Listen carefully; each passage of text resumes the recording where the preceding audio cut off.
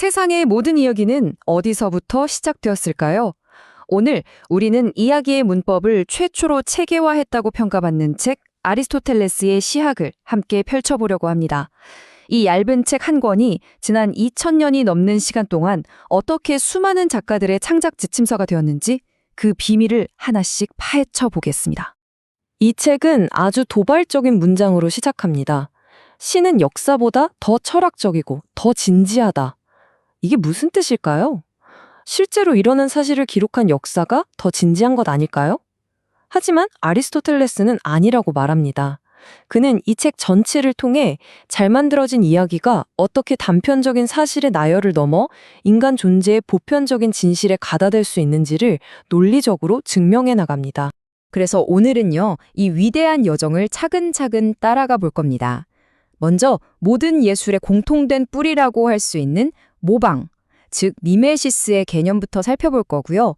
그리고 아리스토텔레스가 가장 완전한 예술 형식이라고 칭송했던 비극을 해부해서 그 심장부에 무엇이 있는지, 바로 플롯의 중요성까지 함께 알아보겠습니다. 자, 그럼 이 시학이라는 책은 도대체 무엇을 위한 책일까요? 아리스토텔레스는 이 책의 서두에서 자신의 목적을 분명히 밝힙니다. 시 예술 그 자체와 그 종류들, 그리고 각각의 종류가 어떤 힘을 갖는지, 또 좋은 이야기를 만들려면 플롯을 어떻게 구성해야 하는지, 그 모든 것을 탐구하겠다고 말이죠. 그러니까 시란 무엇인가? 좋은 플롯이란 어떤 것인가? 이야기를 이루는 필수 요소는 무엇인가? 와 같은 아주 근본적인 질문에 답을 하려는 시도였던 셈입니다. 여기서 중요한 점은 그가 이야기 만들기를 어떤 영감에 의존하는 신비로운 행위가 아니라 원리를 배우고 훈련하면 누구나 잘 해낼 수 있는 하나의 기술, 즉 테크닉의 영역으로 보고 있다는 점입니다. 자, 여기서부터 정말 흥미로워집니다. 아리스토텔레스는 서사시, 비극, 희극, 심지어 음악과 무용까지 이 모든 다양한 예술 장르들을 관통하는 단 하나의 핵심 원리가 있다고 보았거든요. 그 원리가 바로 미메시스입니다. 우리말로는 보통 모방이라고 번역하죠. 아리스토텔레스에게 예술의 본질은 한마디로 모방이었습니다. 여기서 말하는 모방은 단순히 현실을 거울처럼 똑같이 베끼는 걸 의미하는 게 아닙니다. 그보다는 현실 세계에 존재하는 어떤 대상의 본질, 그 핵심을 포착해서 예술이라는 새로운 형식으로 재현해내는 창조적인 과정을 의미합니다.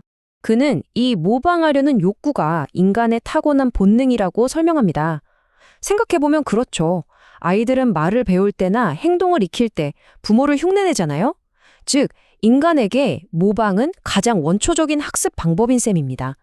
그리고 우리는 이렇게 무언가를 모방한 결과물을 보면서 쾌감을 느낀다고 말합니다. 심지어 현실에서 보면 끔찍하고 불쾌할 시체의 모습조차도 그림으로 아주 정교하게 그려진 것을 볼 때는 감탄하며 즐거움을 느끼게 된다는 거죠. 그런데 만약 모든 예술이 본질적으로 모방이라면 우리는 시와 음악과 춤을 어떻게 구별할 수 있을까요? 여기에 대해 아리스토텔레스는 아주 체계적인 세 가지 기준을 제시합니다. 그 첫 번째 기준이 바로 모방할 때 사용하는 수단의 차이입니다. 아리스토텔레스가 보기에 시 예술, 그러니까 이야기 예술이 사용하는 도구는 크게 세 가지, 바로 리듬, 언어, 선율이었습니다. 이 도구들을 어떻게 사용하느냐에 따라 예술의 종류가 달라지는 거죠. 예를 들어 무용가는 오직 리듬만을 사용해서 모방하고요. 필이나 리라 연주자는 리듬과 선율을 함께 사용합니다.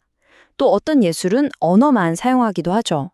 그리고 비극이나 희극처럼 리듬, 선율, 언어 이 세 가지를 모두 함께 사용하는 종합예술도 있습니다. 자, 이렇게 모방의 수단에 따라 예술을 분류해 보았으니 이제 아리스토텔레스가 제시한 두 번째와 세 번째 기준으로 넘어가 보겠습니다. 그것은 바로 무엇을 모방하는가 하는 모방의 대상, 그리고 어떤 방식으로 모방하는가 하는 모방의 방식에 대한 문제입니다. 아리스토텔레스에 따르면 시 예술이 모방하는 대상은 언제나 행동하는 인간입니다. 여기서 행동이라는 말은 단순히 몸을 움직이는 것 이상의 의미를 가집니다. 어떤 성격과 사상을 가진 인물이 특정한 상황 속에서 어떤 선택을 하고 행동으로 옮기는가 하는 그 도덕적이고 의지적인 행위 전체를 포괄하는 개념이죠. 그리고 이 행동하는 인간들은 도덕적인 품성에 따라 세 종류로 나뉩니다. 우리보다 더 나은 사람, 우리보다 못한 사람, 그리고 우리와 비슷한 사람입니다. 바로 이 지점에서 비극과 희극의 결정적인 차이가 발생합니다. 비극은 우리보다 나은 사람들, 그러니까 현실의 평범한 사람들보다 더 고결하고 위대한 인물들의 진지한 행동을 모방합니다. 반면에 희극은 우리보다 못한 사람들, 즉 어떤 결점이나 약점을 가진 인물들의 우스꽝스러운 모습을 모방의 대상으로 삼죠. 여기서 못하다는 것은 모든 면에서 비열하다는 뜻이 아니라 웃음을 유발하는 종류의 결점을 가졌다는 의미입니다. 마지막 세 번째 기준은 모방의 방식입니다. 행동하는 인간을 모방할 때 두 가지 방식이 있을 수 있습니다. 하나는 시인이 직접 서술자가 되어서 이야기를 들려주는 서술적 방식입니다. 호메로스의 서사시처럼요. 다른 하나는 시인은 뒤로 완전히 빠지고 등장인물들이 직접 무대 위에서 행동하고 말하는 것처럼 보여주는 극적 방식입니다. 오늘날의 연극이나 드라마가 바로 여기에 해당하겠죠. 자, 이렇게 모방의 수단, 대상, 방식이라는 세 가지 기준을 통해 예술의 전체 지도를 그린 아리스토텔레스는 이제 그가 가장 중요하게 생각했던 한 분야, 바로 비극의 세계로 깊이 들어갑니다. 그는 마치 생물학자가 생명체를 해부하듯 비극이라는 예술 형식을 아주 정밀하게 분해해서 그 내부 구조와 작동 원리를 밝혀내고자 합니다. 그리고 이 과정에서 그 유명한 비극의 정의가 탄생합니다. 이 정의는 너무나도 중요하고 또 정교해서 이후 서양의 거의 모든 비극 이론이 이 문장에 대한 주석이거나 혹은 반박이라고 말할 수 있을 정도입니다. 한번 천천히 뜯어볼까요? 비극이란 첫째, 진지하고 그 자체로 완결된 어떤 행동을 모방하는 것입니다. 둘째, 서술이 아니라 배우들의 행동을 통해 직접 보여주는 극적 방식을 사용하고요. 셋째, 관객의 마음속에 연민과 공포의 감정을 불러일으킵니다. 마지막으로 이 감정들을 해소하고 정화하는 카타르시스를 경험하게 하는 것을 궁극적인 목적으로 삼습니다. 아리스토텔레스는 이 비극의 정의로부터 비극을 구성하는 6가지 필수 요소를 이끌어냅니다. 그것은 바로 플롯, 성격, 사상, 대사, 노래, 그리고 무대 장치와 같은 시각적 요소입니다. 그런데 정말 중요한 점은 그가 이 6가지를 그냥 나열하는 데 그치지 않고 중요도에 따라 1번부터 6번까지 명확하게 순서를 매겼다는 사실입니다. 이 순위야말로 그의 이야기 철학의 핵심을 보여주는 열쇠라고 할 수 있습니다. 가장 중요한 3가지를 먼저 살펴보죠. 1순위인 플롯은 간단히 말해 사건들의 유기적인 배열, 즉 이야기의 뼈대입니다. 2순위인 성격은 인물들이 어떤 선택을 할 때 드러나는 그들의 도덕적인 경향성, 즉 인물의 됨내미를 말하고요. 3순위, 사상은 인물들이 말을 통해 자신의 주장을 펼치거나 보편적인 진리를 표현하는 능력입니다.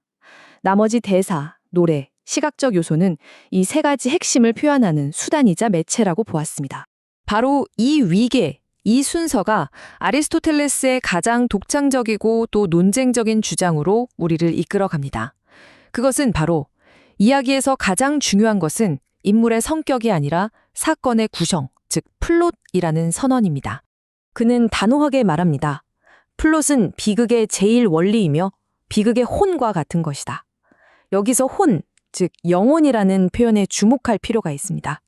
육체가 영혼 없이는 살아있는 생명체일 수 없듯이 비극 역시 플롯이 없다면 그저 파편적인 요소들의 죽은 집합에 불과하다는 의미입니다. 왜 플롯이 이토록 중요할까요? 그 이유는 비극의 본질이 인간 자체의 모방이 아니라 인간의 행동과 삶의 모방이기 때문입니다. 아리스토텔레스는 이렇게 말합니다. 성격 묘사 없이도 비극은 성립할 수 있지만 행동, 즉 플롯이 없이는 절대 비극이 될 수 없다고요. 다시 말해 인물들은 플롯을 구성하는 행동을 하기 위해 존재하는 것이지 플롯이 인물의 성격을 보여주기 위해 존재하는 것이 아니라는 아주 과감한 주장인 셈입니다. 그렇다면 좋은 플롯이란 어떤 것일까요?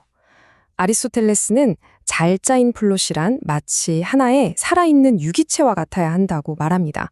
즉, 명확한 시작과 중간, 그리고 끝을 가지는 완결된 전체여야 한다는 거죠. 플롯을 구성하는 각각의 사건들은 필연성 또는 개연성의 법칙에 따라 서로 긴밀하게 연결되어 그중 어느 하나라도 빼거나 위치를 바꾸면 전체가 와해될 정도로 완벽한 통일성을 이루어야 합니다. 바로 이 지점에서 처음에 언급했던 신은 역사보다 더 철학적이다 라는 말이 다시 등장합니다. 역사가가 알키비아데스라는 특정 인물이 실제로 무엇을 했는가처럼 개별적인 사실을 다루는 반면 신은 이러한 성격을 가진 인간이라면 이런 상황에서 어떻게 행동할 것인가 하는 보편적인 법칙을 다루기 때문입니다. 즉, 신은 개별적 사건을 넘어 인간 행동의 보편적 원리를 탐구하기에 더 철학적이라는 것이죠. 자, 이제 우리는 결정적인 질문에 도달했습니다. 플롯이 비극의 영혼이라는 것은 알겠습니다. 그렇다면 과연 어떤 플롯이 좋은 플롯일까요?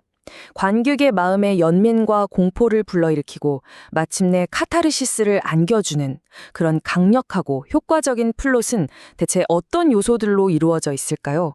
바로 이 질문에 대한 아리스토텔레스의 답을 다음 시간에 이어서 탐구해 보도록 하겠습니다. 우리가 사랑하는 모든 위대한 영화, 드라마, 소설에는 사실 공통된 비밀이 숨어 있습니다. 놀랍게도 그 비밀의 청사진은 지금으로부터 2000년도 더 전에 아리스토텔레스의 시학이라는 책에 이미 담겨 있었죠. 오늘은 이 책, 그중에서도 비극에 대한 그의 아주 날카로운 분석을 통해서 어떻게 하나의 이야기가 우리의 마음을 그토록 사로잡고 또 정화시키는지 그 핵심 원리를 함께 파헤쳐 보겠습니다. 자, 오늘 우리가 함께 살펴볼 내용들입니다. 먼저 비극이란 과연 무엇인지 아리스토텔레스의 정의부터 시작해서요. 그가 비극의 혼이라고까지 불렀던 플롯에 대해 집중적으로 이야기 나눠볼 겁니다. 그리고 완결된 이야기가 되려면 어떤 조건이 필요한지, 또 시와 역사는 근본적으로 어떻게 다른지 차근차근 따라가 보도록 하죠. 모든 논의의 시작은 바로 정의를 내리는 것에서부터 비롯되죠. 아리스토텔레스는 위대한 드라마를 만들기 위한 일종의 공식을 제시하는데요. 그 모든 것의 출발점이 바로 이 비극에 대한 그의 포괄적인 정의입니다. 네, 바로 이 문장입니다. 제6장에 나오는 이 한 문장이 사실상 아리스토텔레스 이론의 심장이라고 할 수 있어요.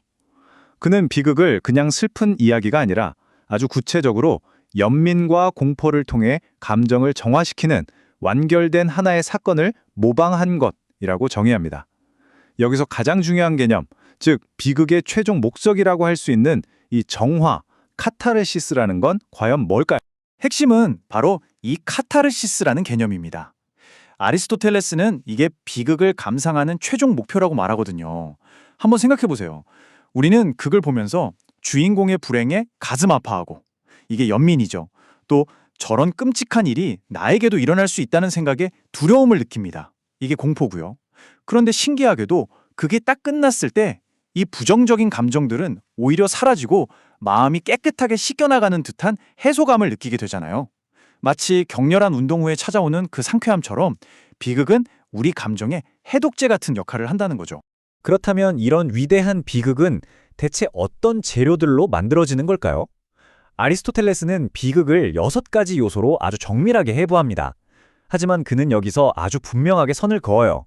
이 모든 재료가 똑같이 중요한 건 절대 아니라고 말이죠. 그는 이 6가지 요소들을 아주 엄격한 위계 질서에 따라서 배열하는데요. 지금 보시는 이 그림이 그 순서를 아주 잘 보여줍니다. 자, 가장 꼭대기에 있는 게 뭐죠? 바로 플롯입니다. 사건들이 어떻게 인과적으로 착착 엮이는가, 이게 가장 중요하다는 거예요. 심지어 매력적인 성격의 인물이나 아름다운 대사보다도 이 플롯이 훨씬 더 중요하다는 겁니다. 맨 아래에 무대장치 같은 시각적 요소가 있는 것도 흥미로운데요.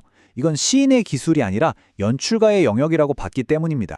네, 플롯이 다른 모든 요소들 위에 군림한다는 건 알겠습니다. 그런데 말이죠. 아리스토텔레스는 왜 플롯이 단지 중요한 걸 넘어서서 비극의 혼, 그 자체라고까지 단언했을까요? 그 이유가 뭘까요? 이 지점이 정말 중요한데요. 아리스토텔레스에게 비극이란 근본적으로 사람을 모방하는 게 아니라 행동을 모방하는 것이었습니다. 보통 우리는 매력적인 캐릭터가 좋은 이야기의 핵심이라고 생각하기 쉽잖아요. 그런데 아리스토텔레스는 정반대로 말합니다. 인물의 운명을 결정하는 건 그들의 성격이 아니라 그들의 행동이고, 따라서 비극의 본질은 그 행동들의 구조, 즉 플롯에 있다는 겁니다. 그래서 한 걸음 더 나아가 이런 말까지 하죠. 행동 없는 비극은 있을 수 없지만 성격 없는 비극은 있을 수 있다. 와, 이거 정말 대담한 주장이죠? 등장인물들은 행동을 위해서 이야기에 포함되는 것이지 그 반대가 아니라는 겁니다. 아무리 성격 묘사가 뛰어난 대사들이 쭉 이어진다고 해도 그것들을 하나의 유기적인 이야기로 엮어주는 뼈대, 즉 플롯이 없다면 아무 의미가 없다는 거죠. 잘 짜인 사건의 흐름만으로도 비극의 효과를 낼 수 있지만 플롯 없이 성격만 나열해서는 절대 비극이 될 수 없다는 아주 강력한 주장입니다. 아리스토텔레스는 이 관계를 설명하기 위해 아주 재미있는 비유를 듭니다. 바로 화가에 대한 비유인데요. 그는 플롯이 빈약한 비극은 마치 여러 가지 아름다운 색깔의 물감을 아무렇게나 캔버스에 흩뿌려 놓은 것과 같다고 말합니다. 화려하긴 하지만 무슨 그림인지 알 수가 없죠. 반면에 잘 짜인 플롯을 가진 비극은 비록 단색으로 그렸다고 할지라도 대상의 윤곽을 뚜렷하게 그린 스케치와 같아서 우리에게 더 큰 즐거움을 준다고 합니다. 그러면서 성격을 잘 그려내는 화가 폴리그노토스와는 달리 제옥시스의 그림에는 성격 묘사가 부족하다고 지적하면서 플롯의 중요성을 다시 한번 강조하죠. 즉, 뼈대가 되는 구조, 플롯이 화려한 색채, 성격보다 더 우선한다는 겁니다. 자, 그럼 훌륭한 플롯은 단순히 사건들에 쭉 나열한다고 해서 만들어지는 게 아니겠죠. 아리스토텔레스는 플롯이 마치 살아있는 생명체처럼 아주 특정한 구조를 가져야 한다고 주장합니다. 플롯은 반드시 하나의 완결된 전체여야 합니다. 마치 용처럼요. 명확한 머리, 즉 처음이 있어야 하고 몸통인 중간, 그리고 꼬레인 끝을 가져야 하죠. 여기서 진짜 핵심은 이 세 부분이 단순히 시간 순서대로 나열되는 게 아니라 서로 필연적으로, 그러니까 원인과 결과로 연결되어야 한다는 점입니다. 처음은 그 앞에 어떤 이유도 없지만 필연적으로 중간을 낳습니다. 중간은 처음 때문에 생겨나고 또 필연적으로 끝으로 이어지죠. 그리고 끝은 중간에 당연한 귀결이면서 그 뒤에는 더 이상 아무것도 남지 않아야 합니다. 바로 이 끊어지지 않는 유기적인 연결이야말로 잘 짜인 플롯의 척추라고 할 수 있겠습니다. 그리고 여기에 크기, 즉 규모라는 개념을 더합니다. 또다시 살아있는 생명체에 비유하면서 진정한 아름다움이란 단지 각 부분이 질서정연하게 배열되는 것만으로는 부족하고 전체를 한눈에 조망할 수 있는 적절한 크기를 가질 때 비로소 완성된다고 말합니다. 너무 작아도 안 되고 너무 커도 안 된다는 거죠. 이야기도 똑같습니다. 너무 작아서, 즉 너무 짧아서 전체 구조를 파악하기도 전에 끝나버리는 이야기는 우리에게 감동을 주기 어렵습니다. 반대로 너무 커서, 즉 너무 길어서 우리의 기억 속에 하나의 통일된 전체로 담을 수 없는 이야기도 아름답다고 할 수 없겠죠. 예를 들어 길이가 수천 킬로미터에 달하는 동물이 있다면 우리가 그 전체를 한눈에 볼 수 없으니 아름다움을 느끼기 어려운 것처럼요. 결국 플롯은 관객이 쉽게 기억하고 전체를 조망할 수 있는 그런 적절한 길이를 지녀야 한다는 겁니다. 그렇다면 무엇이 플롯을 단일하고 또 통일된 하나의 전체로 만드는 걸까요? 아리스토텔레스는 여기서 많은 시인들이 저지르는 아주 흔한 실수를 지적하며 경고합니다. 바로 이 질문인데요. 플롯은 단지 한 사람에 대한 이야기라는 이유만으로 통일성을 갖는가? 여기에 대한 아리스토텔레스의 대답은 아주 단호하게 아니오입니다. 왜냐하면 한 사람의 인생에는 정말 셀 수 없이 많은 서로 아무 관련 없는 사건들이 일어나기 때문이죠. 그 모든 사건을 단순히 한 사람에게 일어났다는 이유만으로 엮는 것은 진정한 의미의 통일된 플롯이 아니라는 겁니다. 그는 헤라클레스나 테세우스 같은 영웅의 모든 모험담을 기록하려는 시인들을 비판합니다. 그들은 주인공이 한 명이니까 그의 모든 이야기는 당연히 하나의 플롯이 되겠지? 라고 착각했다는 거예요. 하지만 그 결과물은 헤라클레스의 12가업처럼 개연성이나 필연성 없이 그냥 사건들을 나열한 것, 소위 말하는 에피소드적인 이야기에 불과하다고 지적합니다. 진정한 통일성은 인물이 아니라 단일한 행동에서 나와야 한다는 거죠. 하지만 호메로스는 달랐습니다. 그는 통일성의 대가로서 칭송받죠. 왜냐하면 그는 오디세이아라는 이야기가 오디세우스의 완전한 전기가 아니라 고향으로 돌아가려는 한 가지 행동에 대한 이야기라는 점을 완벽하게 이해했기 때문입니다. 그래서 오디세우스가 젊은 시절 멧돼지에게 물려 상처를 입었던 사건이나 전쟁에 나가지 않으려고 미친 척했던 일화처럼 중심줄거리와 직접적인 인과관계가 없는 사건들은 과감하게 제외해버렸습니다. 바로 이겁니다. 진정한 플롯이란 모든 부분이 절대적으로 필요한 하나의 유기적인 전체와 같아야 한다는 것이죠. 만약 어떤 부분을 빼도 전체 이야기에 눈에 띄는 변화가 없다면 그 부분은 애초부터 진짜 일부가 아니었다는 뜻입니다. 마치 아치를 지탱하는 돌은 어느 하나라도 빠지면 전체가 무너지는 것과 같은 이치입니다. 자, 이제 시약에서 가장 심오하고 또 가장 혁명적이라고 할 수 있는 통찰 중 하나를 살펴보겠습니다. 아리스토텔레스는 이야기꾼, 즉 시인과 사실을 기록하는 역사학자 사이에는 아주 근본적인 차이가 있다고 말합니다. 이 표가 둘의 차이를 명확하게 보여주는데요. 역사가는 실제로 일어났던 일, 그러니까 아주 특수하고 개별적인 사건들, 예를 들어 알키비아데스가 무엇을 했는가와 같은 사실에 얽매여 있습니다. 반면에 시인은 개연성이나 필연성에 따라서 일어날 법한 일을 다룹니다. 다시 말해 이러저러한 성격의 인간이 주어진 상황에서 어떻게 행동할 것인가라는 인간 본성의 보편적인 진실을 다루는 것이죠. 바로 이 지점에서 아리스토텔레스는 정말 혁명적인 선언을 합니다. 시는 역사보다 더 철학적이고 고결하다. 왜냐고요? 시는 우리에게 단지 과거에 무슨 일이 있었는지를 보여주는 데 그치지 않고 인간의 본성에 따라 언제나 일어날 수 있는 일을 보여줌으로써 인류에 대한 더 깊은 진실을 드러내기 때문이라는 겁니다. 그러니까 잘 만들어진 비극은 단순히 어떤 특정 인물의 이야기가 아니라 바로 우리 모두의 이야기일 수 있다는 뜻이죠. 결국 아리스토텔레스는 우리에게 이런 아주 도발적인 질문을 던지고 있는 셈입니다. 잘 만들어진 거짓말이 어쩌면 실제로 일어났던 사실보다 더 깊고 본질적인 진실을 담고 있을 수 있는 걸까요? 이야기가 가진 진정한 힘과 그 본줄을 꿰뚫는 질문이 아닐까 싶습니다. 저희는 다음 시간에 이 흥미로운 질문에 대한 답을 찾아 더 깊이 들어가 보도록 하겠습니다. 자, 아리스토텔레스가 생각했던 비극의 가장 깊은 곳으로 한번 들어가 볼까요? 그는 어떻게 플롯이라는 시를 정교하게 엮어서 관객의 마음속에 가장 강력한 감정의 파동을 일으킬 수 있는지 그 설계도를 우리에게 보여줍니다.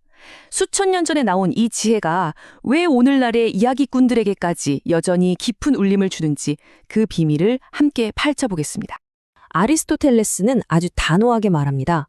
플롯은 비극의 첫 번째 원리이고 뭐랄까 비극의 영혼 그 자체라고요. 성격이나 사상, 멋진 대사 같은 다른 모든 요소들은 전부 이 플롯이라는 뼈대를 중심으로 살을 붙여 나가는 것에 불과하다는 거죠. 그렇다면 아리스토텔레스가 꿈꿨던 가장 이상적인 비극의 영혼, 즉 완벽한 플롯은 과연 어떤 모습일까요? 그럼 지금부터 아리스토텔레스가 그려놓은 그 청사진을 우리 함께 따라가 보죠.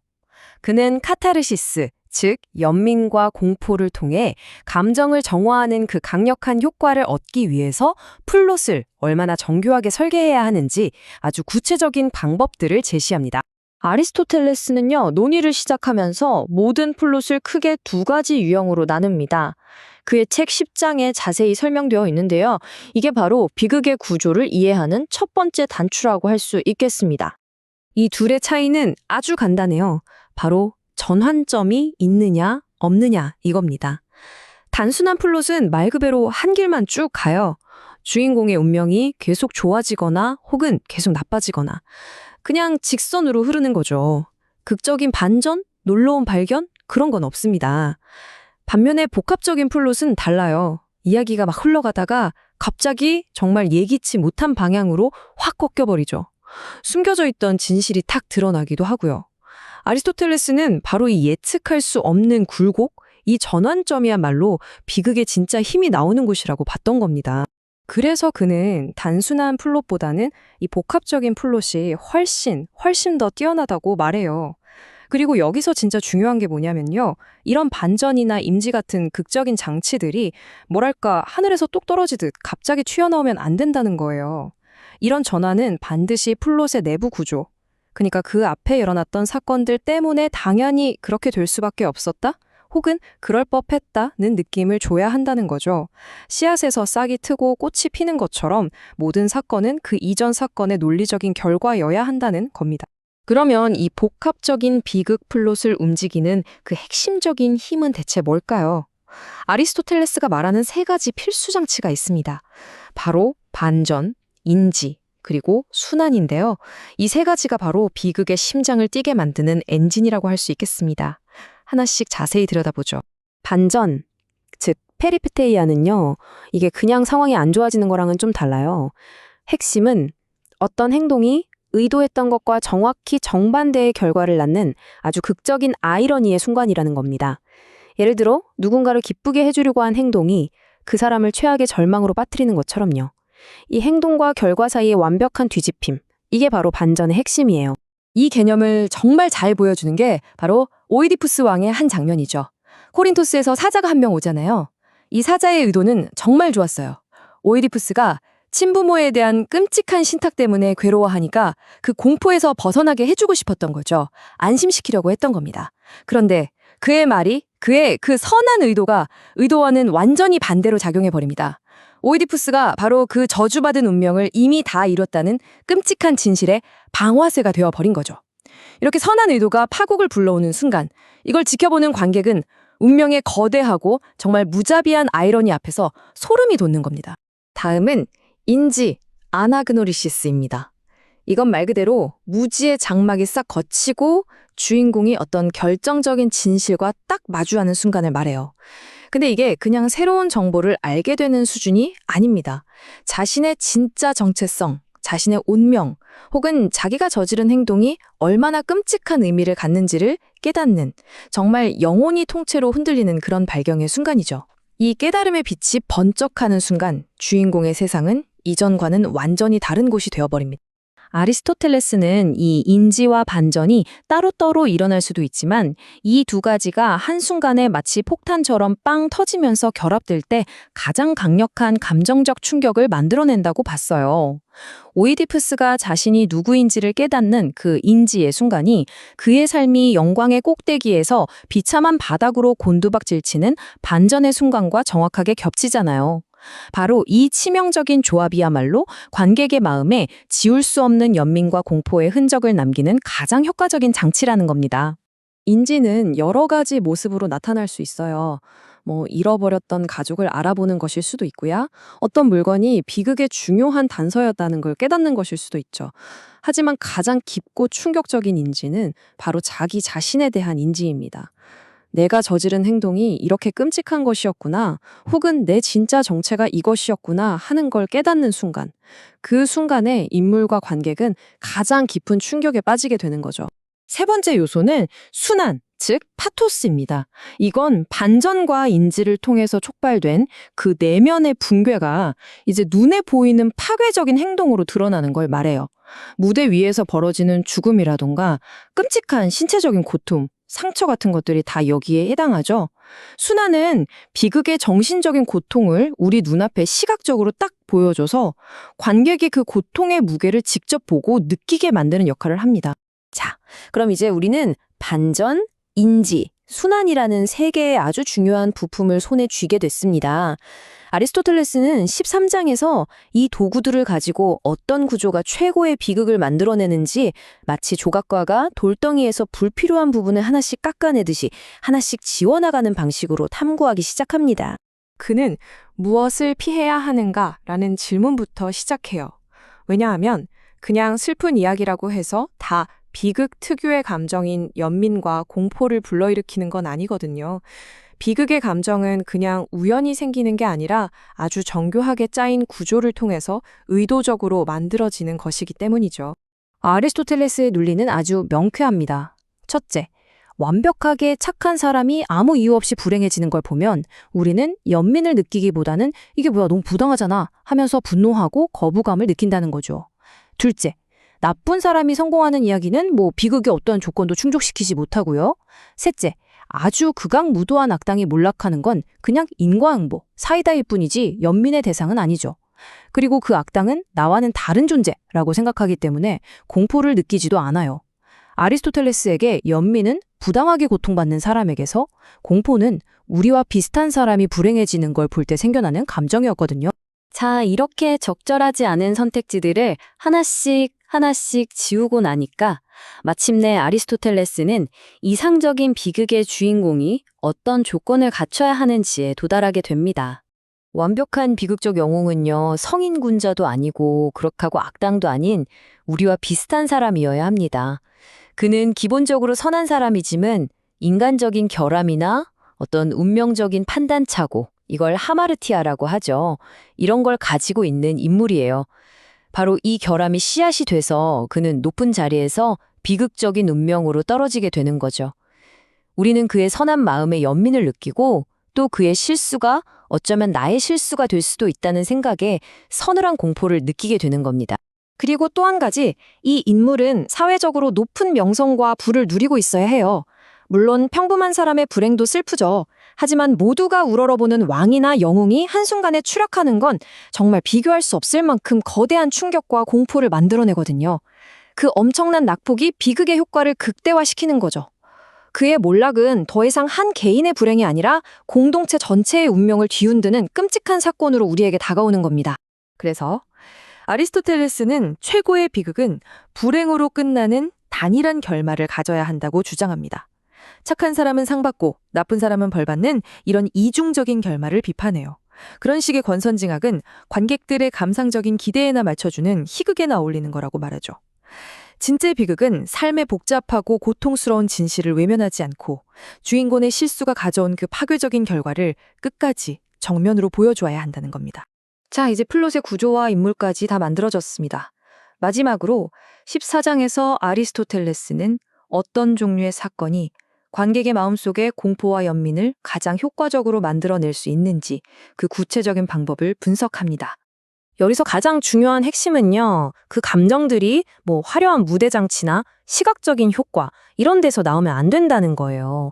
진짜 비극적인 공포와 연민은 아주 잘 짜인 플롯의 구조, 즉, 사건이 전개되는 그 흐름 자체에서 자연스럽게 흘러나와야 한다는 거죠. 그냥 이야기를 듣기만 해도 온몸에 소름이 돋게 만들어야 한다는 겁니다. 아리스토텔레스는 가장 끔찍하고 비극적인 행위는 모르는 사람들 사이가 아니라 바로 가장 가까운 사람들 사이에서 일어날 때 그 힘이 극대화된다고 말합니다. 적이 적을 해치는 건 당연한 일이죠. 하지만 형제가 형제를, 아들이 아버지를, 어머니가 자식을 해치는 행위는 인간관계의 가장 신성한 기반을 무너뜨리는 끔찍한 사건이잖아요. 바로 이 지점에서 관객의 마음속에 가장 강렬한 비극적 감정이 폭발하는 겁니다. 그래서 아리스토텔레스는 이 네 가지 가능성을 놓고 예술적으로 어떤 게 가장 뛰어난지 평가를 해요. 첫 번째, 모든 걸 알면서 하려다가 안 하는 것. 아무 일도 안 일어났으니까 비극이 아니죠. 이건 최악이에요. 두 번째, 메데이아처럼 알면서 끔찍한 일을 저지르는 건 아주 강력하긴 하지만 인물이 너무 끔찍해서 우리가 연민을 느끼기 어려울 수 있다는 단점이 있어요.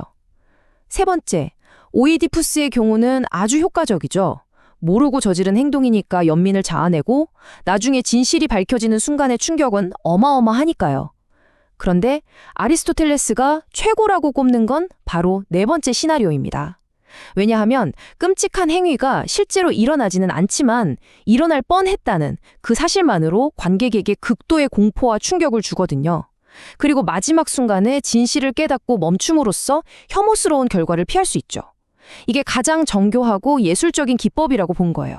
아리스토텔레스가 가장 높이 평가했던 플롯들이 바로 이런 이야기들이에요.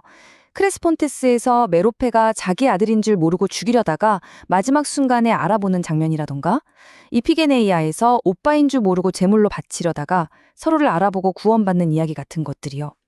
이런 이야기들은 무지, 인지, 그리고 가까스로 피하게 된 순환이라는 이 세 가지를 조합해서 비극의 잠재력을 최고조로 끌어올리는 거죠. 끔찍한 사건을 실제로 보여주지 않고도 그 가능성만으로 연민과 공포를 극대화하는 가장 세련된 방식이라고 할 수 있겠습니다. 자, 이렇게 분석을 마무리하면서 한번 생각해 볼까요? 무려 2300여 년 전에 아리스토텔레스가 분석했던 이 비극의 공식들이 오늘날 우리가 열광하는 이야기들 속에서는 과연 어떻게 변주되고 있을까요? 이 감정의 건축수에 대한 고대 청사진이 어떻게 여전히 현대 가장 흡인력 있는 드라마와 영화의 뼈대를 이루고 있는지 말이죠. 그 구조는 시대를 뛰어넘어서 우리 마음을 움직이는 보편적인 힘을 가지고 있는 것 같습니다. 아리스토텔레스의 시학은 2300여 년이라는 시간이 흘렀음에도 불구하고 오늘날 우리가 만나는 모든 이야기의 구조를 분석하는 데 있어 가장 근본적인 틀을 제공하는 책입니다.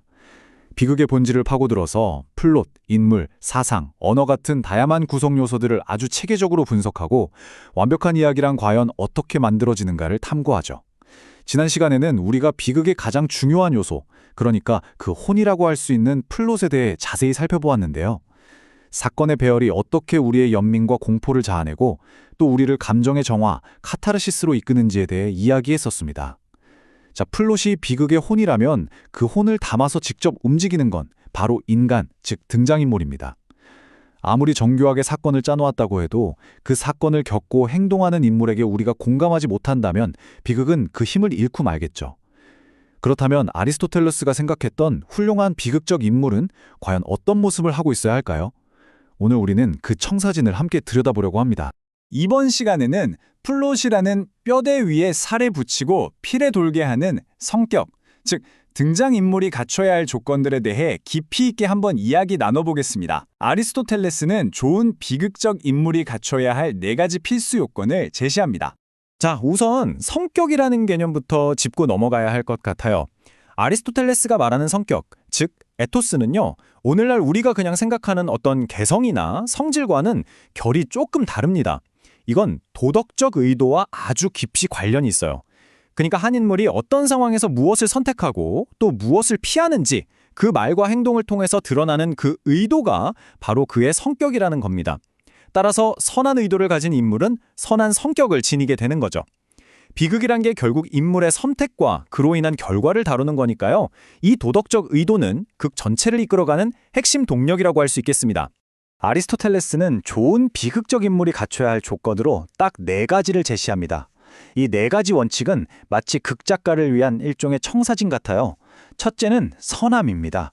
인물은 기본적으로 선한 의도를 가지고 있어야 한다는 거죠. 둘째는 적합성인데요. 인물의 성격이 그가 속한 계층이나 성별 같은 유형에 잘 어울려야 한다는 겁니다. 셋째는 유사성입니다. 만약 신화나 역사에 기반을 둔 인물이라면 관객들이 이미 알고 있는 원래 모습과 닮아야 한다는 뜻이고요. 마지막 넷째는 일관성입니다. 인물의 성격은 극의 시작부터 끝까지 변함없이 유지되어야 한다는 거죠. 자, 그럼 이제 각 항목을 좀 더 자세히 들여다볼까요? 첫째, 선함이라는 게 인물이 완벽한 성인군자여야 한다는 뜻은 아니에요. 여기서 말하는 선함은 그 인물이 속한 계층 안에서 훌륭한 자질을 갖추는 것을 의미합니다. 재미있는 건 아리스토텔레스가 당시 사회적 통념에 따라서 여자를 남성보다 열등하게, 노예를 비천하게 봤음에도 불구하고 그들 역시 선한 성격을 가질 수 있다고 말했다는 점이에요. 이건 모든 인물이 각자의 위치에서 도덕적 의도를 드러낼 수 있다는 걸 의미하는 거겠죠. 둘째, 적합성은 당시의 사회적 가치관이 아주 깊게 반영된 개념입니다. 예를 들면 용맹함이라는 성격 자체는 훌륭하지만 아리스토텔레스는 그게 여성인물에게는 어울리지 않는다고 봤어요. 물론 이건 현대적 관점에서는 결코 받아들일 수 없는 편견이죠. 하지만 당시 관객들이 부자연스럽게 느끼지 않고 극에 몰입할 수 있는 인물 유형을 만들어야 한다는 원칙을 보여주는 대목입니다. 셋째, 유사성은 사실성에 대한 요구라고 볼 수 있습니다. 관객이 이미 아킬레우스나 오이디푸스에 대해 알고 있는데 그들의 본질적인 성격을 완전히 바꿔버리면 안 된다는 거죠. 마지막으로 일관성. 이게 아주 흥미롭습니다. 만약 어떤 인물이 본래 변덕스럽고 일관성이 없는 성격이라면 작가는 그 일관성 없는 모습 자체를 극 내내 일관되게 유지해야 한다는 거예요. 이걸 일관성 있는 비일관성이라고 부르는데 정말 탁월한 통찰이죠. 아리스토텔레스는 이런 원칙들이 자리 지켜지지 않은 실패 사례들도 아주 명확하게 콕 집어서 지적합니다. 에우리피데스의 비극 오레스테스에 나오는 메넬라우스가 그 예 중 하나예요. 그는 극의 전개에 아무런 기여도 하지 않으면서 그냥 불필요하게 악한 인물로만 그려져서 비판의 대상이 됩니다. 또 다른 예는 아울리스의 이피게네이아에 나오는 이피게네이아인데요.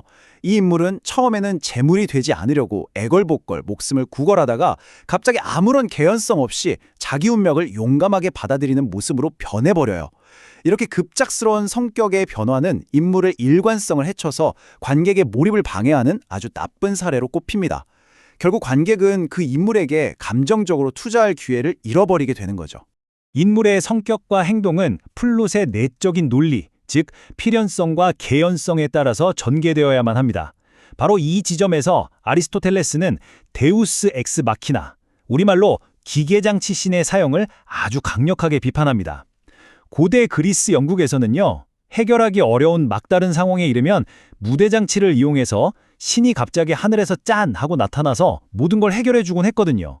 하지만 아리스토텔레스는 이게 그냥 손쉬운 해결책일 뿐이지 잘 짜인 플롯이 아니라고 단언합니다. 진정한 비극의 해결은 외부의 갑작스러운 개입이 아니라 인물들의 성격과 행동이 차곡차곡 쌓아 올린 필연적인 결과로부터 나와야 한다는 거죠. 이것이야말로 잘 만들어진 이야기의 증거라고 할 수 있습니다. 그렇다면 시인은 인물을 어떻게 그려야 할까요? 아리스토텔레스는 여기서 아주 멋진 비유를 하나 듭니다. 바로 유능한 초상화가의 비유인데요.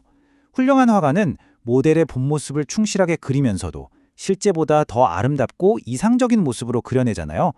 마찬가지로 시인 역시 인물의 본질적인 성격은 유지하면서도 그를 더 고결하고 훌륭한 존재로 이상화해야 한다는 겁니다. 그 완벽한 애가 바로 호메로스가 그린 아킬레우스예요.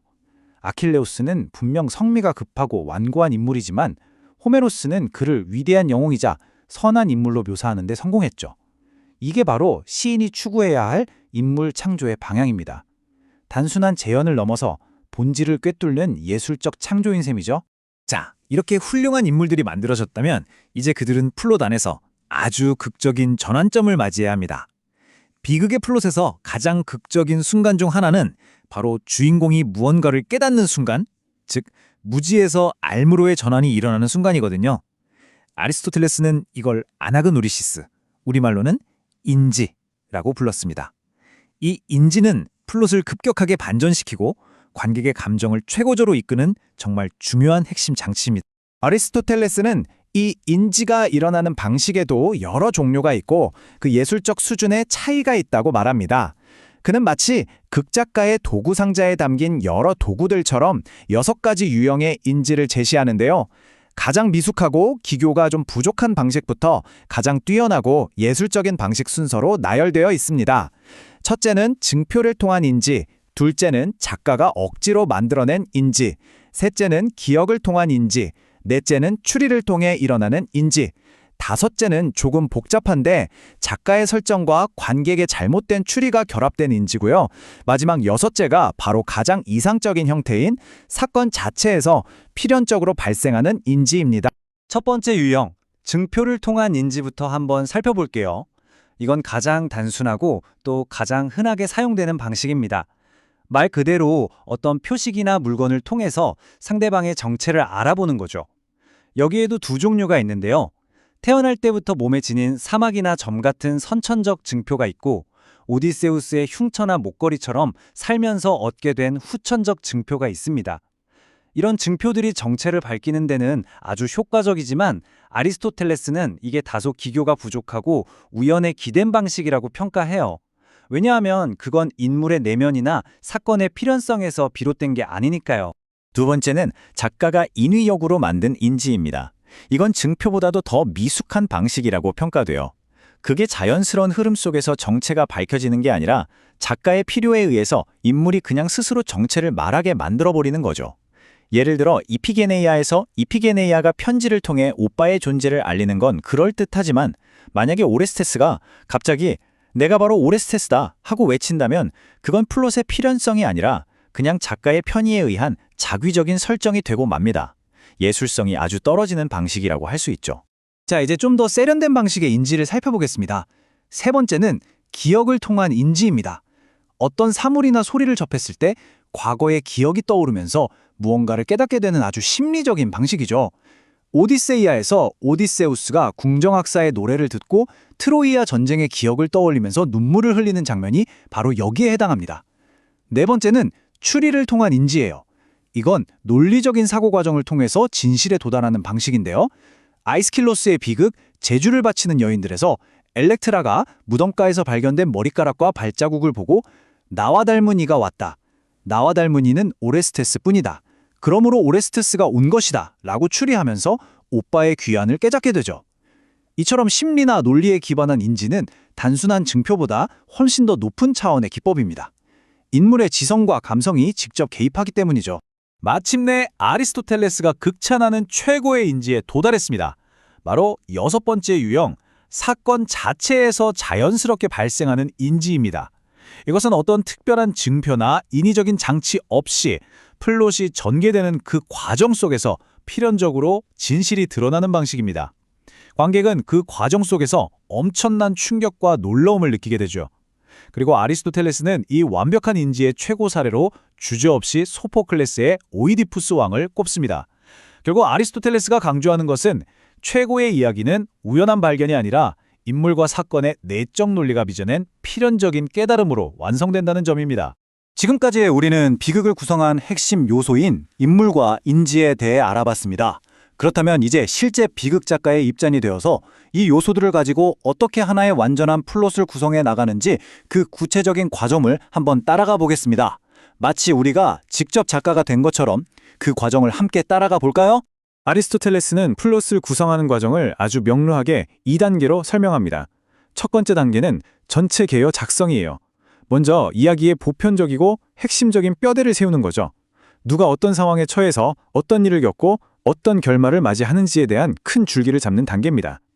그 다음 두 번째 단계가 바로 에피소드 삽입입니다. 이렇게 세워진 뼈대 위에 구체적인 사건과 세부 묘사, 즉 에피소드들을 채워 넣어서 이야기를 풍성하게 만드는 과정이죠. 이 과정에서 아리스토텔레스가 강조하는 아주 중요한 작업 방식이 있습니다. 바로 시각화인데요. 시인은 자신이 구상하는 모든 장면을 마치 눈앞에서 직접 벌어지는 일처럼 생생하게 그려봐야 한다는 겁니다. 머릿속으로 연극 무대를 상상하면서 인물들의 동산과 대사를 떠올려보는 거죠.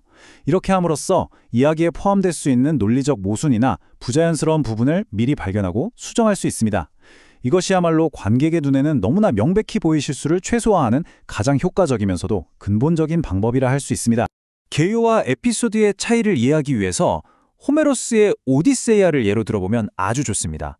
이 서사시의 핵심 줄거리, 즉 보편적 개요는 굉장히 간결해요. 한 남자가 오랜 세월 고향을 떠나 방랑하다가 온갖 역경 끝에 돌아와 아내에게 고온하던 자들을 물리치고 살아남는다. 이걸로 요약할 수 있습니다. 이게 바로 이야기의 뼈대인 거죠. 그리고 이 뼈대에 살을 붙이는 것이 바로 수많은 에피소드들입니다. 포세이돈 신의 감시, 왼눈박이 거인 폴리페머스와의 만남, 마녀 키르키의 유혹 같은 구체적인 사건들이 더해지면서 단순했던 줄거리는 길고 풍성한 대서사지로 완성되는 겁니다. 자, 이렇게 개요와 에피소드로 구성된 플롯은요, 더 큰 구조 안에서 움직입니다. 아리스토텔레스는 모든 비극의 구조가 두 개의 거대한 기둥으로 이루어져 있다고 말하는데요. 바로 갈등과 해결입니다. 모든 이야기는 긴장이 점점 고조되었다가 해소되는 흐름을 갖죠. 아리스토텔레스는 이 구조를 갈등과 해결로 나누어서 설명합니다. 갈등은 그리스어로 데시스, 즉 매듭을 묶는 과정을 의미하고요. 해결은 리시스, 즉 매듭을 푸는 과정을 의미합니다. 비극의 플롯은 바로 이 묶고 푸는 두 부분으로 명확하게 나뉘는 거죠. 갈등, 즉 데시스 부분은 극이 시작되는 지점부터 주인공의 운명이 바뀌는 전환점 직전까지의 모든 사건을 포함합니다. 여기에는 극이 시작되기 전의 배경 이야기까지도 포함될 수 있어요. 말 그대로 문제가 발생하고 상황이 얽히고 설켜서 점점 더 복잡해지는 단계, 즉 매듭이 단단하게 묶이는 과정 전체를 갈등이라고 합니다. 그리고 해결, 즉 리시스 부분은 운명의 전환점이 시작되는 부분부터 극의 마지막까지 이어지는 모든 사건을 가리킵니다. 주인공의 운명이 결정적인 변화를 맞이한 이후에 꼬여있던 사건들이 하나씩 풀려나가면서 결말을 향해 나아가는 과정이죠. 이렇게 묶여있던 매듭이 풀리는 과정을 통해서 비극은 마침내 막을 내리게 됩니다. 아리스토텔레스는 이러한 구조적 분석을 바탕으로 비극을 그 내용과 구성 요소에 따라서 4가지 유형으로 분류합니다. 이건 비극이라는 장르 안에 얼마나 다양한 형태의 이야기가 존재할 수 있는지를 보여주는 건데요. 마치 모든 비극의 DNA 지도를 펼쳐보는 것과 같습니다. 4가지 유형은 이렇습니다. 첫째는 복합 비극인데요. 반전과 인지가 핵심적인 역할을 하는 가장 정교한 형태의 비극입니다. 오이디푸스 왕이 대표적인 예라고 할 수 있죠. 둘째는 순환 비극입니다. 주인공이 겪는 극심한 육체적, 정신적 고통 자체에 초점을 맞춘 비극으로 관객은 주인공의 고통을 함께 느끼면서 강렬한 연민에 휩싸이게 되죠. 셋째는 성격 비극입니다. 이건 플롯의 복잡함보다는 등장인물의 도덕적 성격과 그로 인한 갈등을 주로 다루는 비극이고요. 넷째는 단순 비극입니다. 이건 프로메테우스처럼 신화적이고 경이로운 사건이나 볼거리를 중심으로 구성된 비극을 말합니다. 아리스토텔레스는 훌륭한 시인이라면 이 네 가지 유형 모두에 정통해야 한다고 조언합니다. 그리고 아주 중요한 실용적인 충고를 덧붙이는데요. 바로 서사시와 비극의 차이를 명확하게 이해해야 한다는 겁니다. 서사시처럼 여러 개의 방대한 이야기를 하나의 비극 안에 우겨 넣으려고 해서는 안 된다는 거죠. 비극은 제한된 시간 안에 하나의 통일된 사건을 다루어야 그 효과를 극대화할 수 있으니까요. 이건 마치 방대한 장편소설의 모든 내용을 2시간짜리 영화 한 편에 다 담으려고 하는 것과 같은 실수라고 할 수 있습니다. 이렇게 우리는 아리스토텔레스가 제시한 인물 창조의 원칙, 극적 전환을 이끄는 인지의 종류, 그리고 플롯을 구성하는 실질적인 방법과 구조까지 쭉 살펴보았습니다. 이 모든 논의는 결국 하나의 질문으로 이어지는 것 같습니다.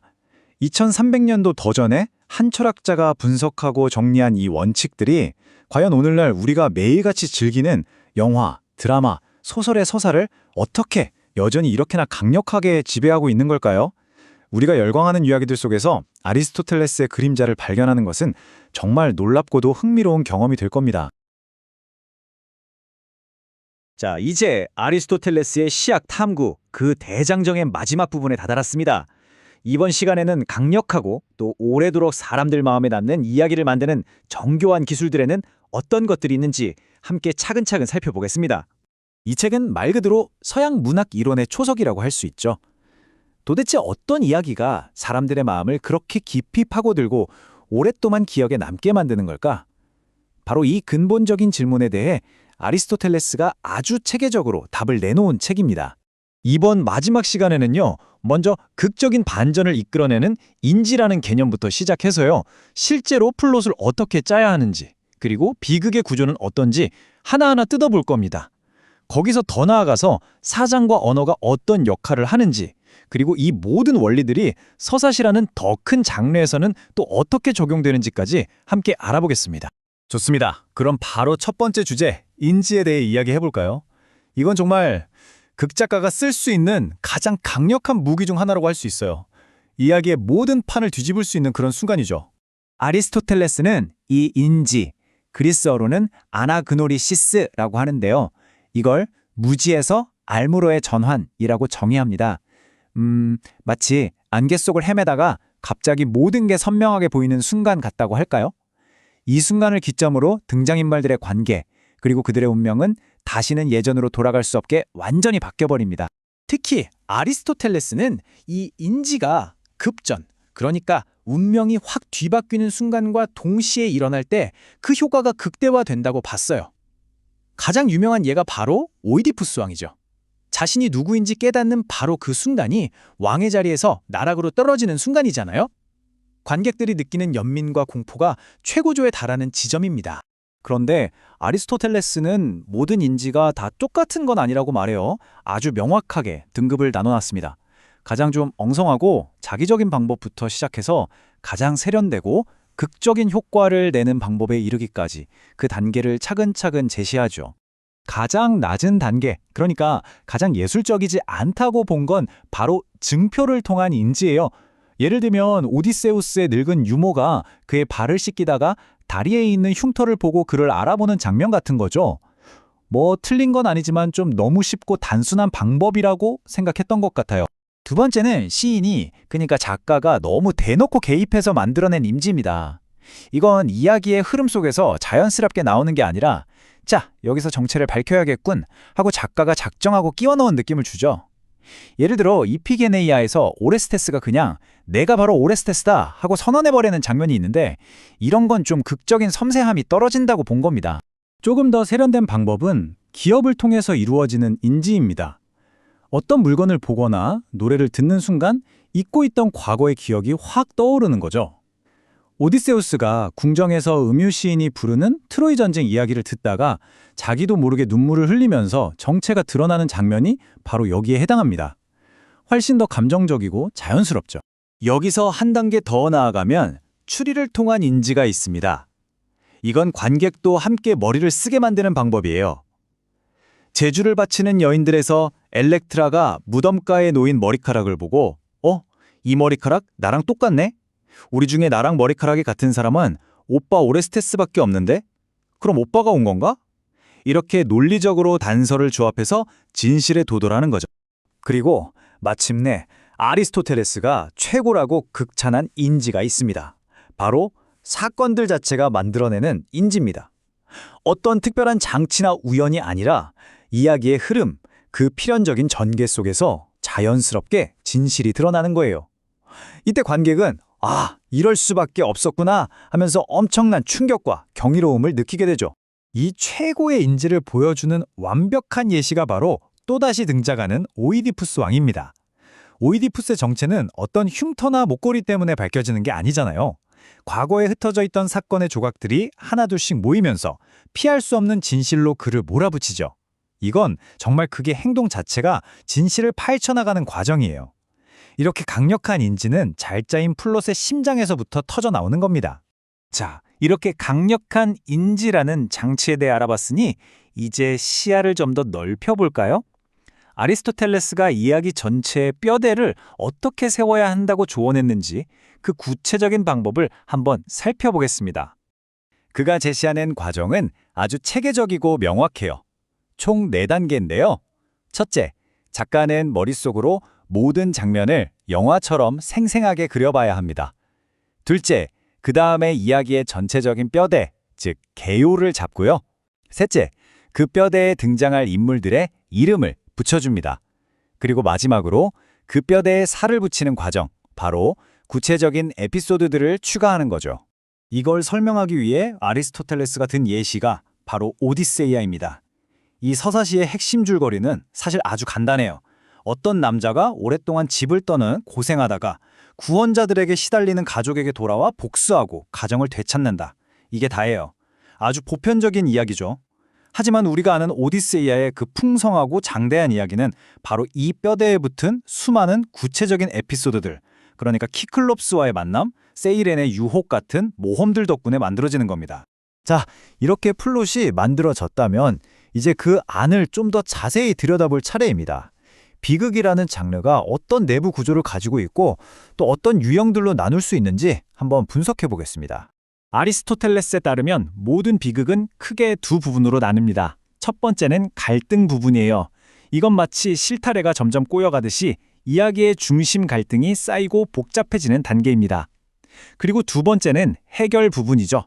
꼬여있던 실타래가 마침내 풀리는 것처럼 모든 갈등이 해소되고 이야기가 마무리되는 단계입니다. 이 두 가지가 비극의 기본 골격인 셈이죠. 그리고 이 기본 골격 위에 어떤 요소가 더 강조되느냐에 따라서 아리스토텔레스는 비극을 4가지 종류로 나눕니다. 예를 들어 북협 비극은 앞에서 말한 급전과 인지 같은 아주 정교한 플롯 장치에 크게 의존하는 유형이에요. 오이디푸스 왕이 대표적이죠. 반면에 순환 비극은 플롯의 복잡함보다는 인물이 겪는 격렬한 고통 그 자체에 초점을 맞춥니다. 이 외에도 도덕적인 동기가 중요한 성격 비극이나 화려한 무대 장치 같은 볼거리에 중점을 두는 단순 비극도 있습니다. 그렇다면 가장 이상적인 비극은 어떤 모습일까요? 아리스토텔레스는 완벽하게 착한 사람도 그렇다고 완전히 나쁜 악당도 아닌 우리처럼 보통 수준의 선량함을 가진 인물이 주인공일 때 가장 효과적이라고 말합니다. 그리고 이 인물이 몰락하는 이유는 어떤 사악한 의도 때문이 아니라 하마르티아, 즉 판단착오나 어떤 큰 실수 때문에 불행에 까지는 거죠. 그래서 운명의 변화는 늘 행복에서 불행으로 떨어지는 방향이어야 한다고 강조합니다. 왜냐하면 그래야만 관객들이 저 사람은 저런 일을 당할 만큼 나쁜 사람은 아닌데 하면서 연민을 느끼고 나에게도 저런 실수가 닥칠 수 있겠구나 하면서 공포를 느끼게 되기 때문이죠. 주인공의 고통이 부당하면서도 동시에 어쩔 수 없는 것처럼 느껴지게 만드는 것, 그게 바로 비극의 핵심입니다.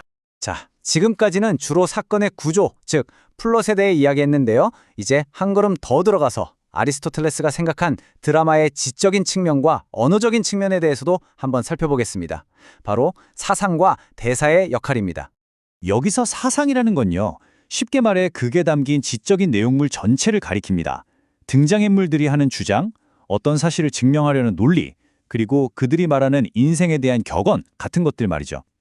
아리스토텔레스는 이런 것들이 결국 사람을 설득하는 기술인 수사학과 아주 밀접하게 관련이 있다고 봤습니다. 생각해보면 그렇죠. 드라마 속에서 등장인물들은 끊임없이 대화를 통해 무언가를 하잖아요. 자신의 주장이 옳다고 증명하기도 하고 상대방의 주장을 반박하기도 하죠. 때로는 말을 통해 연민이나 공포, 분노 같은 감정을 일부러 불러일으키기도 하고요.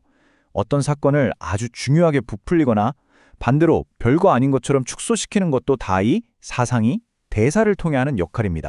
자, 그럼 이제 마지막 주제입니다. 지금까지 살펴본 비극의 여러 원리들이 비극보다 훨씬 더 스케일이 큰 장르, 바로 서사시에서는 어떻게 적용되는지 한번 살펴보겠습니다. 서사시와 비극은 공통점이 꽤 많습니다. 둘 다 고귀한 인물들의 위대한 행동을 다루고 시작, 중간, 끝이 있는 통일된 플롯을 가진다는 점이 그렇죠. 하지만 당연히 차이점도 있습니다. 가장 큰 차이는 비극은 배우들이 무대 위에서 직접 연기하는 극 형식인 반면 서사시는 서술자가 이야기를 들려주는 서술 형식이라는 점이에요. 또 비극과 달리 서사시는 정해진 시간 안에 이야기가 끝나야 한다는 제약도 없죠. 그렇지만 이런 차이점들에도 불구하고 아리스토텔레스는 가장 중요한 원칙만큼은 똑같이 적용되어야 한다고 못 박습니다. 그게 뭐냐면 바로 플롯의 통일성이에요. 이야기가 아무리 길고 장대하더라도 결국 하나의 완결한 사건을 중심으로 유기적으로 연결되어야 한다는 거죠. 그리고 이 원칙을 가장 잘 지킨 시인으로 호메로스를 칭송합니다. 생각해보세요. 일리아스는 10년에 걸친 트로야 전쟁 전체를 다루지 않아요. 그 대신 전쟁의 막바지에 벌어진 아킬레우스의 분노라는 단 하나의 사건에 집중하죠. 아리스토텔레스는 바로 이 점을 칭찬하는 겁니다. 전쟁의 모든 걸 다 보여주려고 욕심을 부렸던 다른 시인들은 결국 산만하고 통일되지 못한 작품을 만들었지만 호메로스는 하나에 집중함으로써 훨씬 더 강력하고 감동적인 이야기를 만들어냈다는 거죠. 자, 이렇게 아리스토텔레스의 시학을 모두 살펴봤습니다. 어떠셨나요? 인지와 급전, 그리고 플롯의 통일성 같은 이 고대의 이야기 설계도가 오늘날 우리가 보고 듣는 가장 강력한 영화나 소설, 드라마 속에서 어떤 모습으로 살아 숨쉬고 있는지 한번 생각해 보는 것도 흥미로울 것 같습니다.